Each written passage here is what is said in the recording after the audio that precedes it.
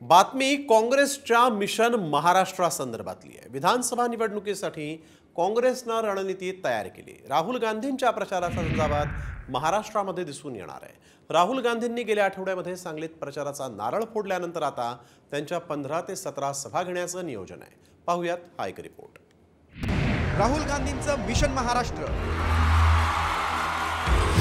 विधानसभेसाठी राहुल गांधी मैदानात। कांग्रेस पार्टी क्रांतिकारी काम करती है और हम रुकेंगे नहीं। राहुल गांधींच्या रडारवर भाजपचे बडे नेते। लोकसभा निवडणुकीतल्या यशामुळे महाविकास आघाडीला आता सत्तेची स्वप्न पडू लागली आहेत। हे स्वप्न सत्तात उतरवण्यासाठी मवियामधील तिन्ही पक्षांचं युद्ध पातळीवर नियोजन सुरू झालंय। सर्वाधिक 13 जागा मिळाल्यानं काँग्रेसचा आत्मविश्वास वाढलाय। काँग्रेसच्या या यशामध्ये विदर्भाचा मोठा वाटा असून विदर्भात काँग्रेसला 5 जागा मिळाल्यात। भाजपला केवळ 9 जागांवर समाधान मानावं लागलंय। त्यामुळेच विधानसभा निवडणुकीसाठी काँग्रेसच्या राज्यातील नेत्यांनी कंबर कसली आहे।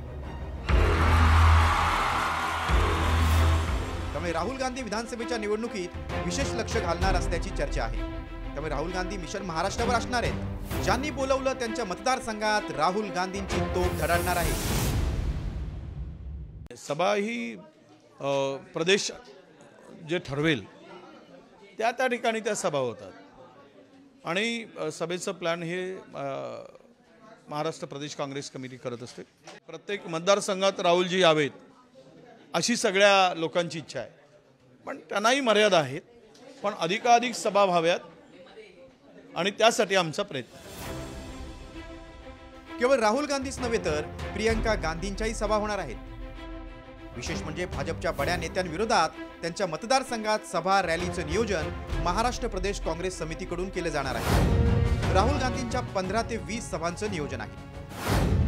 प्रियंका गांधी यांच्याही वेगवेगळ्या जिल्ह्यात सुमारे 10 सभा होणार आहेत। अख्खा महाराष्ट्र पिंजून काढण्याचं नियोजन आहे। भाजपच्या प्रमुख नेत्यांच्या मतदारसंघांना केंद्रस्थानी ठेवून राहुल गांधी यांच्या सभांचं नियोजन केले जाणार आहे।